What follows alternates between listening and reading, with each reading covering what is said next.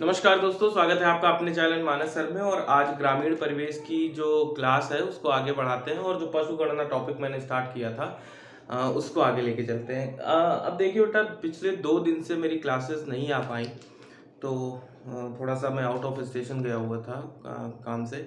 लेकिन कहने का मतलब ये है कि जितनी क्लासेस ग्रामीण परिवेश से संबंधित जो इम्पोर्टेंट डेटा था, एक्सेप्ट योजना, योजना अलग पार्ट है, तो उसके अलावा जितना भी इम्पोर्टेंट डेटा था वो सारा कुछ मैंने वीडियोस में कवर कर दिया है। अब आपकी स्ट्रेटजी ये होनी चाहिए कि आप चीज़ों को रिवाइज करें, जितना कुछ कंप्लीट कर लिया है, जो भी नोट्स बनाए हैं उन नोट्स को रिवाइज करें और उसमें आगे बढ़ें।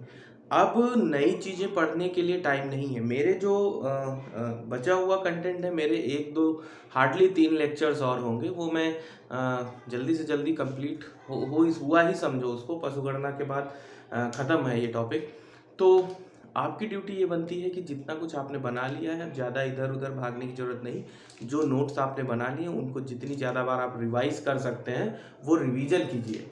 हिंदी की बात रही तो हिंदी में मेरे लिए थोड़ा सा बोर्ड पे लिखना और एक्सप्लेन करना वो थोड़ा कठिन होगा, क्योंकि हिंदी के लिए मेरे पास डिजिटल बोर्ड नहीं है कि मैं सारा डेटा यहाँ पे करूँ। लिखने में बहुत टाइम जाता है, तो इतना टाइम की चूँकि आपके पास भी उतना टाइम नहीं है, तो कहने का मतलब ये है कि हिंदी के लिए आदित्य पब्लिकेशन की बुक आती है, उस बुक को ले लीजिए। उसमें previous year UP triple SC के क्वेश्चंस होते हैं, उनको एक बार देख लीजिए, ठीक है।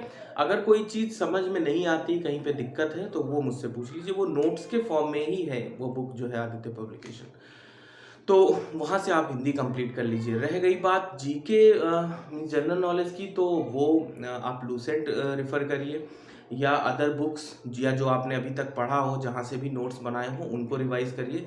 नई चीज़ों के बारे में अब ज़्यादा मत देखिए। हार्डली 1 महीने का टाइम बच रहा है। आज 12 तारीख शायद हो रही है, और हाँ, तो 1 महीने का टाइम बच रहा है। इसमें आप अपना कंटेंट जो बना लिया उसको बार बार रिवाइज करिए, ठीक है। तो वहाँ से जीके हो जाएगा। मैथ की बात रही तो मैथ में कुछ कुछ टॉपिक मैं बीच में कराता रहूँगा। स्टैट्स से रिलेटेड टॉपिक जो सांख्यिकी है वो मैं ज़रूर करवा दूंगा, क्योंकि वही थोड़ा सा नया है। बाकी चीज़ें तो आप लोगों ने तैयार कर रखी होंगी। उसके बाद जीके के कुछ कुछ फैक्ट्स जो भी संभव होंगे वो बीच में एक दो करके वीडियोस आती रहेंगी। ग्रामीण परिवेश से संबंधित जितनी इंपॉर्टेंट वीडियोस थी, जो भी मेरे पास डेटा था, वो सारा कुछ मैंने वीडियोस में बना दिया है। तो वहाँ से आप ग्रामीण परिवेश को देखिए, ठीक है। तो पशु गणना स्टार्ट करते हैं। और हिंदी के लिए मैंने जो बुक बताई है आदित्य पब्लिकेशन, आप उसे रिफ़र कर सकते हैं, उसको पढ़ सकते हैं। अच्छी बुक है, अच्छे क्वेश्चन दिए गए हैं, और यूपी ट्रिपल एससी में उससे बाहर बहुत ही रेयरली आता है, नहीं तो उसी में से आता है। तो पशु गणना में देखें तो मैंने जैसा कि आपको बताया था कि ऐसे पशुओं की गणना करना जिनसे व्यापार या रोजगार मिलता हो, लोगों को लाभ मिलता हो, ऐसे पशुओं को पालना और उनकी गणना करना ही पशु गणना कहलाती है। भारत में प्रत्येक 5 वर्ष में पशु गणना की जाती है, और भारतवर्ष में ये 1919-20 से शुरू हो गई थी। जो अभी 2018 में पशुगणना हुई वो 20वीं पशुगणना थी, और उसके आंकड़े 2019 में जारी किए गए। यहाँ तक मैंने बताया था। इसके साथ साथ मैंने बताया था कि इसमें कुल 80,000 कर्मचारियों ने पार्टिसिपेट किया। हर कर्मचारी को जो इसमें पार्टिसिपेट था पशुगणना में, उसको एक एक टैबलेट दिया गया। और इन 80,000 कर्मचारियों ने लगभग 6.6 लाख गांव कवर किए और लगभग 89,000 शहरी वार्ड को कवर किया, और वहां पे पशुओं की गणना की।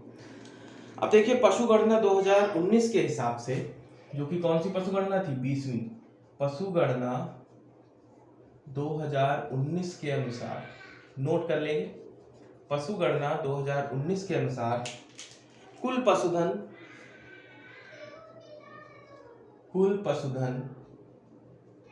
भारत के पास कितना है, 535,535.78 मिलियन। इतने जानवर, इतने पशु भारत में है, ठीक है। इसको आप ये भी कह सकते हैं 53.578 करोड़, ठीक है। मिलियन से करोड़ में भी लिख सकते हैं, ओके। 2012 में जो इनकी जनसंख्या थी, 2012 में 516.06 मिलियन, 06 मिलियन, ठीक है। ये 2012 में इनकी संख्या थी। इसका मतलब ये हुआ कि अगर इसकी वृद्धि दर निकालें आप, वृद्धि दर क्योंकि 516 से 535 हो रहा है, तो वृद्धि दर लगभग 4% आती है। 4.63% की वृद्धि पशुधन में भारत में दिखाई देती है। ठीक है, 4.63% की वृद्धि दर पशुधन में भारत में दिखाई देती है। ठीक है, लेकिन अगर आप ओवरऑल देखोगे, अभी मैं जब आगे डिस्कस करूंगा, तो जो इम्पोर्टेंट पशुधन है भारत में, उनमें वृद्धि ना होकर कमी आ रही है, जो कि चिंता का विषय है। ठीक है, अब देखिए इन टोटल में 535.78 मिलियन में जो गौवंशीय पशु हैं, ठीक है, जो गौवंशीय पशु हैं, गौवंशीय पशु वो कितने हैं? लगभग 35.94%।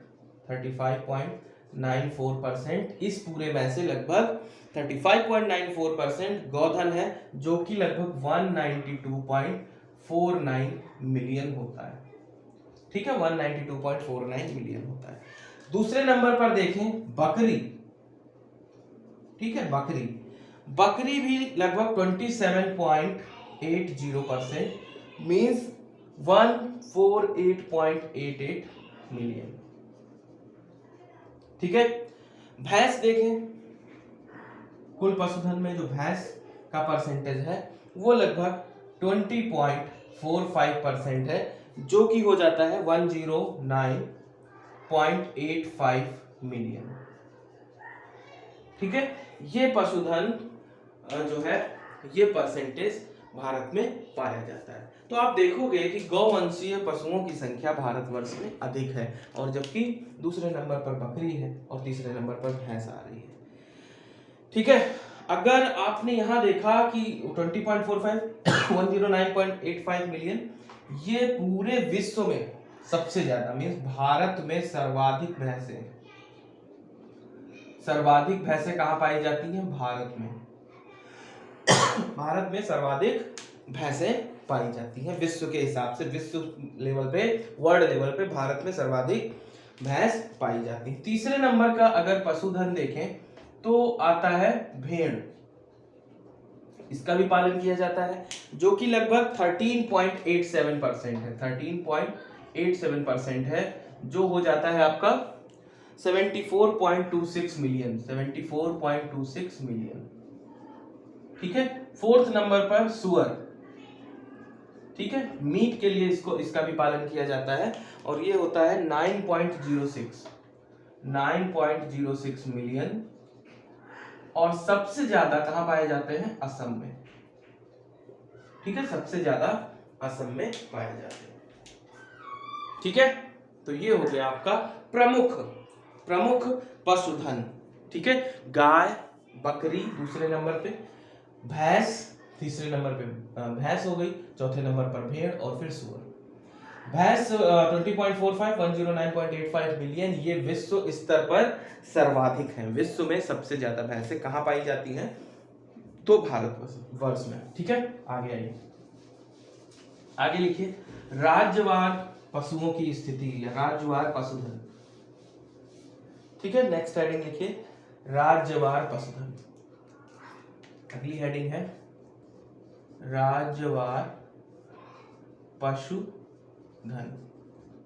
ठीक है, मींस स्टेट वाइज किस तरीके से किस स्टेट में सबसे ज्यादा पशु पाए जाते हैं। तो पहले नंबर पर है आपका उत्तर प्रदेश। ठीक है, उत्तर प्रदेश 2012 से लेके 2018 में देखोगे तो इसमें वृद्धि ही हुई है, तो वो डेटा देखने की जरूरत नहीं, अगर आप चाहो तो लिख सकते हो। 2012 में 68.7 मिलियन थे, और जो 2018 की पशु गणना हुई है उसमें 67.8 मिलियन है। ठीक है, दूसरा देखिए, तो दूसरा है आपका राजस्थान। दूसरे पे आता है राजस्थान, और राजस्थान में 57.7 मिलियन थे पहले, और अब हो गए 56.8 मिलियन, तो बढ़ोतरी दिख रही है आपको। थर्ड नंबर पे आता है मध्य प्रदेश, जहां पे सबसे ज्यादा अनुसूचित जनजातियां रहती हैं, 36.3 मिलियन। ठीक है, और अभी हो गया है 40.6 मिलियन। फोर्थ नंबर पे ममता बनर्जी जगदीप धनखड़ का जो एरिया है पश्चिम बंगाल, ठीक है, और पश्चिम बंगाल में ये है 30.3 और 36.5 मिलियन। ओके, फिफ्थ नंबर पे आता है नीतीश बाबू और फागू चौहान का एरिया बिहार। यहाँ पे है कुल पशुधन 32.9 मिलियन 2017 में, सॉरी 2012 में, और 2018 में है 36.5 मिलियन। तो ओवरऑल हर लेवल पे हर स्टेट में आपको पशुधन में वृद्धि दिखाई दे रही है। लेकिन अभी जब हम डिफरेंट स्पीसीज में विभिन्न प्रजातियों की बात करेंगे तब आपको पता चलेगा कि कौन कौन सी प्रजातियां बढ़ रही हैं और कौन कौन सी प्रजातियों में कमी आ रही है। तो जो उपयोगी हैं उनमें वृद्धि हो रही है, अच्छी बात है, लेकिन जो ऐसी प्रजातियां हैं जिनका इकोसिस्टम में बहुत महत्वपूर्ण योगदान है उनका भी ध्यान रखना आवश्यक है। तो पहले देखिए फर्स्ट नंबर पे हमारा उत्तर प्रदेश, दूसरे पे राजस्थान। तो उत्तर प्रदेश योगी आदित्यनाथ, आनंदीबेन पटेल, ये याद रखना है। राजस्थान अशोक गहलोत और आचार्य देवव्रत, ठीक। मध्य प्रदेश, तो मध्य प्रदेश में कौन है? शिवराज चौहान और छंगू भाई मंगू भाई ऐसे करके, छागन भाई मंगू भाई पटेल मध्य प्रदेश में। पश्चिम बंगाल ममता बनर्जी जगदीप धनखड़। बिहार नीतीश कुमार और फागू चौहान। ये हमने क्या बताया है? मुख्यमंत्री और गवर्नर, ठीक है। जैसे उत्तर प्रदेश में मुख्यमंत्री योगी आदित्यनाथ और गवर्नर आनंदीबेन पटेल है। एक नंबर का ये भी सवाल पूछा जा सकता है, तो स्टेट वाइज गवर्नर्स भी आपको याद होने चाहिए। राजस्थान अशोक गहलोत, आचार्य देवव्रत। मध्य प्रदेश, मध्य प्रदेश में कौन है? शिवराज सिंह चौहान, मगन भाई छंगू भाई पटेल ऐसे करके नाम है। पश्चिम बंगाल ममता बनर्जी जगदीप धनखड़। बिहार नीतीश कुमार फागू चौहान। ये इस तरीके से आपको स्टेट वाइज भी याद रखना है। तो आगे यहाँ पे तो मैंने बताया, ठीक। आगे देखिए, आगे यहाँ तक नोट कर लिया होगा। उत्तर प्रदेश, राजस्थान, मध्य प्रदेश, पश्चिम बंगाल और उसके बाद बिहार पशुधन के मामले में शीर्ष भारत में 5 राज्य ये है, ठीक है। अगली हेडिंग लिखिए गौवंशीय पशु। अगली हेडिंग है गौवंशीय पशु। तो गौवंशी का मतलब समझ रहे हैं? गाय।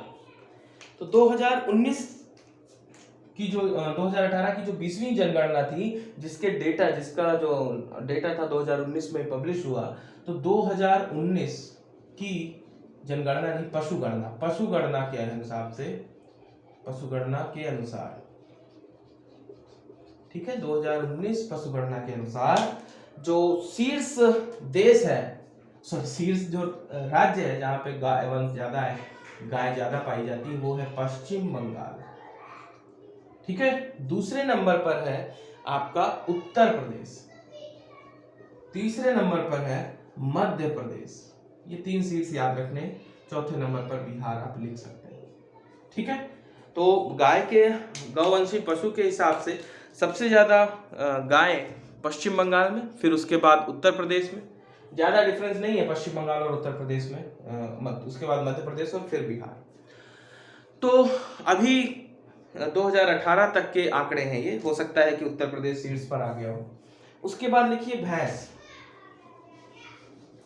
भैंस गौवंशी पशु में पश्चिम बंगाल, उत्तर प्रदेश, मध्य प्रदेश और बिहार। भैंस देखें, ठीक है। भैंस में पहले नंबर पर आता है उत्तर प्रदेश।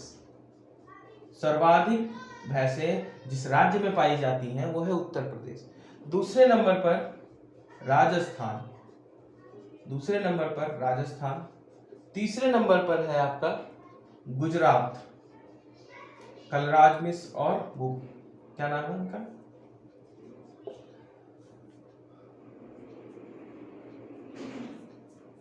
अभी देखते हैं, गुजरात हो गया। उसके बाद मध्य प्रदेश और फिर 5th नंबर पे आता है आपका बिहार, ठीक है, भैंसों के मामले में। ओके, 5th नंबर पर आता है बिहार, ठीक है। गुजरात, मध्य प्रदेश, बिहार, ठीक है। उत्तर प्रदेश, राजस्थान, गुजरात, मध्य प्रदेश और बिहार। इसमें गुजरात में आते हैं भूपेंद्र पटेल, और इसके गवर्नर हैं आचार्य देवव्रत। 1 मिनट दीजिए मुझे। इसके गवर्नर हैं आचार्य देवव्रत, भूपेंद्र पटेल, और इसके गवर्नर हैं आचार्य देवव्रत। ये शायद मैंने उल्टा बता दिया था कंफ्यूजन में। राजस्थान में है अशोक गहलोत, सही कर लेंगे बेटा। अशोक गहलोत यहाँ के मुख्यमंत्री हैं और यहाँ के गवर्नर हैं कलराज मिश्र। इसके अलावा कुछ और लिखा है तो उसको सही कर लेंगे बेटा, हो जाता है कंफ्यूजन कभी कभी, थोड़ा ऊपर नीचे, कोई बात नहीं।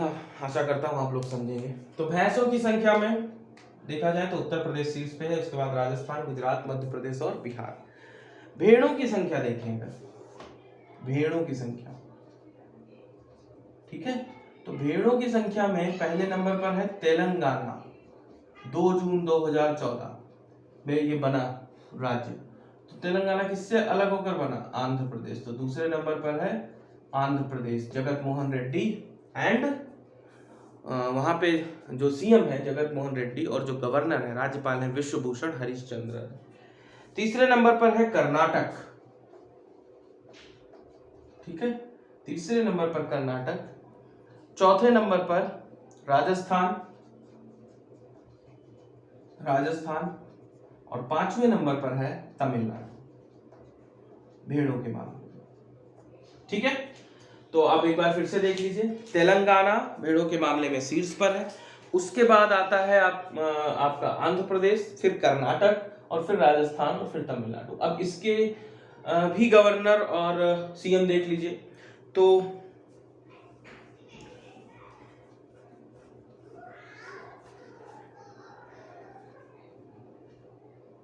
तेलंगाना की बात करें अगर तो के चंद्रशेखर राव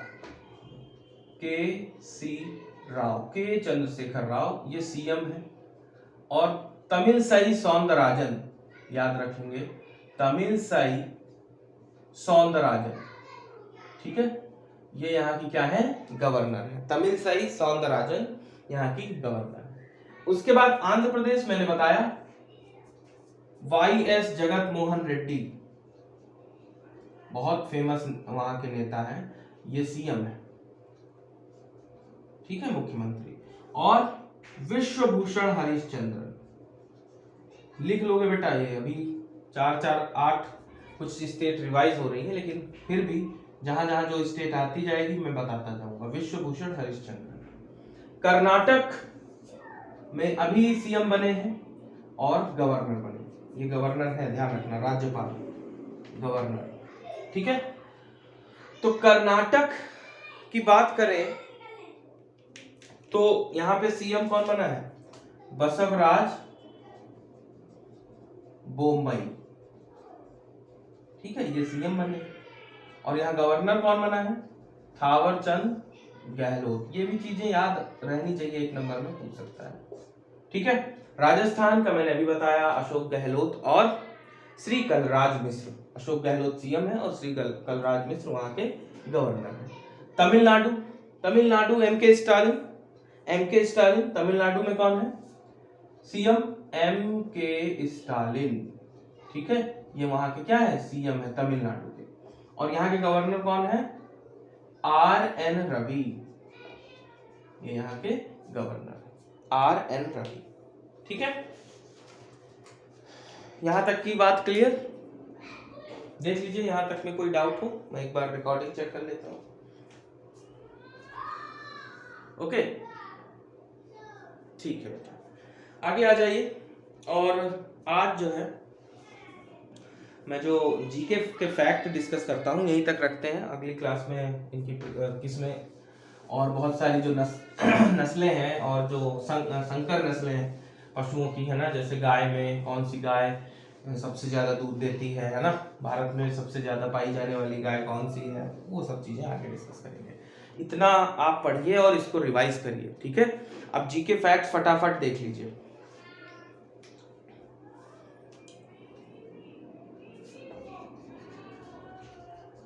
एक बार को याद कर लीजिए इनको ध्यान से। 32वें ग्रीष्मकालीन ओलंपिक, एक क्वेश्चन इसमें से आ सकता है।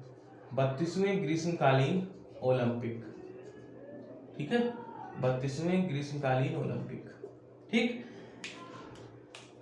टोक्यो जापान में हुए, ये तो सबको पता होगा, टोक्यो जापान में हुए। ठीक है, इसमें जो शीर्ष देश था, जो टॉप पे था, वो था यूएसए, सेकंड पे था चीन और थर्ड पोजीशन पे था जापान, और हमारा देश भारत 48 पोजीशन पे था। ठीक है, और भारत ने, ये ध्यान रखना, भारत की पोजीशन क्या थी ओलंपिक में 48। 32वें ग्रीष्मकालीन ओलंपिक टोक्यो जापान में हुई, भारत की पोजीशन 32 थी, 1 2 का 4। ठीक है, मतलब भारत को 1 गोल्ड मिला, 2 सिल्वर मिले और 4 कांस्य पदक मिले या ब्रॉन्ज मेडल मिले। गोल्ड जिन्होंने दिलाया वो नीरज चोपड़ा, भाला फेंक में, ये जरूर पूछेंगे इनका खेल क्या था भाला फेंक में, और 87.58 मीटर, 87.58 मीटर दूर तक इन्होंने भाला फेंका। ठीक है, 87.58 मीटर। ठीक, नीरज चोपड़ा, और इन्होंने भारत को गोल्ड दिलाया। ठीक है, यहां तक में कोई डाउट? ठीक, उसके बाद सिल्वर देखें तो सिल्वर में पहला मीराबाई चानू। ठीक है, मीराबाई चानू, इन्होंने 49 किलोग्राम की कैटेगरी में, है ना, भारोत्तोलक में, मतलब वजन उठाने में, भारोत्तोलक वजन उठाने में इन्होंने सिल्वर जीता। ठीक है, दूसरा जो सिल्वर भारत को मिला वो रवि कुमार दहिया, रवि कुमार दहिया, और इन्होंने कुश्ती में, कुश्ती फ्री स्टाइल, है ना, कुश्ती में इन्होंने 57 केजी कैटेगरी में, ये भी कैटेगरी भी याद रखेंगे, 57 केजी कैटेगरी में इन्होंने भारत को सिल्वर दिलाया। ब्रॉन्ज की बात करें तो ब्रॉन्ज 4 लोगों ने दिलाया। पहला लवलीना बोर्गोहॉर्न। ठीक है, ये मुक्केबाजी में इन्होंने ब्रॉन्ज दिलाया भारत को। ठीक है, लवलीना बोर्गोहॉर्न। दूसरा पीवी सिंधु, ठीक है, पीवी सिंधु, इन्होंने किसमें दिलाया? बैडमिंटन, सिंगल, एकल बैडमिंटन में। ठीक है, तीसरा याद करिए, तीसरा कौन था बताइए? तीसरा इंडियन हॉकी ने बहुत सालों बाद जीता है, इंडियन हॉकी, जर्मनी को हराकर। ठीक है, उसके बाद चौथा जो भारत को ब्रॉन्ज मिला वो बजरंग पूनिया। ठीक है, बजरंग पूनिया किस कैटेगरी में? 65 केजी, है ना, कुश्ती, फ्री स्टाइल कुश्ती, पुरुष वर्ग। ठीक है, 65 केजी।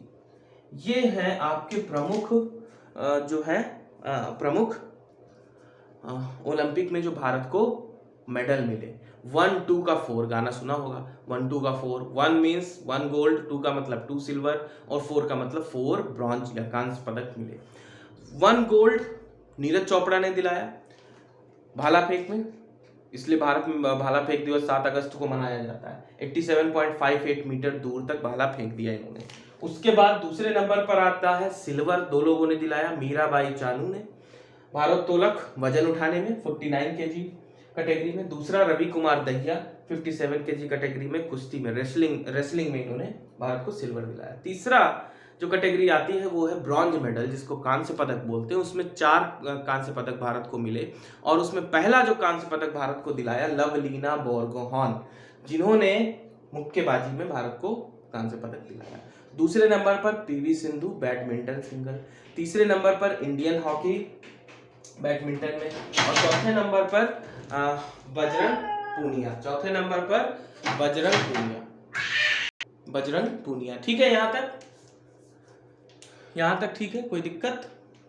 तो 32 फिर से देख लीजिए किस नंबर के ये ओलंपिक थे, 32वें। अगले जो 33वें या जो शीतकालीन ओलंपिक होंगे वो चाइना में होंगे, बीजिंग में, चाइना की कैपिटल है जो। तो 32वें ग्रीष्मकालीन ओलंपिक टोक्यो जापान में हुए। इसमें जो शीर्ष नंबर पर रहा USA, United state of America, दूसरे नंबर पर चीन, तीसरे नंबर पर जापान, और भारत इसमें टोटल 4, 2, 6 एंड 1 7 मेडल के साथ 48 नंबर पे था। इन 7 में से 1 गोल्ड था, नीरज चोपड़ा ने दिलाया। 2 जो है सिल्वर थे, मीराबाई चानू वजन उठाने में, भारोत्तोलक वजन उठाने में, वेट लिफ्टिंग में, और फिर रवि कुमार दहिया ने 57 केजी कैटेगरी में, रेसलिंग में। उसके बाद ब्रॉन्ज 4 लोगों ने दिलाया। लवलीना बोरगोहान ने, पीवी सिंधु ने बैडमिंटन में, लवलीना बोरगोहान ने कुश्ती मुक्केबाजी में है ना। उसके बाद इंडियन हॉकी टीम को मिला जर्मनी को हराकर, और फिर आता है आपका बजरंग पूनिया, उन्होंने कुश्ती में 65 केजी कैटेगरी में भारत को जो है वो सिल्वर दिलाया। ठीक है, इसका जो ओलंपिक का जो शुभंकर था, है ना, वो मिराई तोवा था। ये याद रखना, मिराई तोवा। ठीक है, मिराई तोवा। इसका शुभंकर क्या था? मिराई तोवा। जिसका मस्कट था मिराई तोवा था। ठीक है, और इसका जो ध्येय वाक्य है वो आपको पता होगा, साइटियस, अल्टियस, फोर्टियस एंड कम्युनिटेटर। कम्युनिटेटर अभी जोड़ा गया, इससे पहले साइटियस, अल्टियस, फोर्टियस था, कम्युनिटेटर वर्ड बाद में जोड़ा गया है। ठीक है, तो ये यहीं तक रखते हैं, और इसके बाद भी अभी भी इसमें जो है और भी चीज़ें बचती हैं कि इसमें और भी चीज़ें बचती हैं, जैसे कि ओपनिंग सेरेमनी में कौन ध्वजवाहक था, है ना, और क्लोजिंग सेरेमनी में कौन था। ठीक, तो ये सारी चीज़ें आगे आने वाली क्लासेस में मैं और इसको एक बार बताऊंगा और डिस्कस करूंगा। तो यहाँ तक नोट कर लीजिए। आपको आज की क्लास कैसी लगी ये भी मुझे कमेंट करके बताइए। जो भी सजेशन है सजेशन दीजिए मुझे, है ना। जो भी कमेंट्स होंगे मैं उनको जरूर रिप्लाई करूंगा। और हिंदी की बात रही तो हिंदी आदित्य पब्लिकेशन से पूरी तरीके से पढ़ डालिए, खूब मेहनत करिए, समय बहुत कम है, ज़्यादा से ज़्यादा मेहनत करिए। यूट्यूब से हटकर अब जो भी नोट्स आपने बना लिए हैं उन पे शिफ्ट हो जाइए। जितने ग्रामीण परिवेश के मैंने क्लास कराए हैं मैं आशा करता हूँ आपने नोट किए होंगे। नोट करने के बाद उनको बार बार रिवाइज करिए। ठीक है, तो आज की क्लास यहीं तक, मिलते हैं कल नेक्स्ट क्लास में। जो बचा हुआ पार्ट है बहुत कम है, उसके लिए आप लोग परेशान मत होइए, जितना मैंने पढ़ा दिया उसको बार बार रिवाइज करिए। ठीक है, तो आज की क्लास कैसी लगी जरूर बताइएगा, और वीडियो को लाइक जरूर किया करिए। अगर आपको वीडियो अच्छी लगती है तो वीडियो को लाइक करिए, चैनल पे पहली बार आए हैं तो उसे सब्सक्राइब करिए, है ना। आगे भी बहुत सारी चीज़ें मैं पढ़ाता रहूँगा, आप लोगों से इंटरेक्ट करता रहूँगा, मुझे अच्छा लगता है पढ़ाना, और आशा करता हूँ आप लोगों को भी पढ़ना अच्छा लगता होगा। ठीक है, तो नेक्स्ट क्लास में मिलते हैं। बहुत बहुत धन्यवाद। जय हिंद।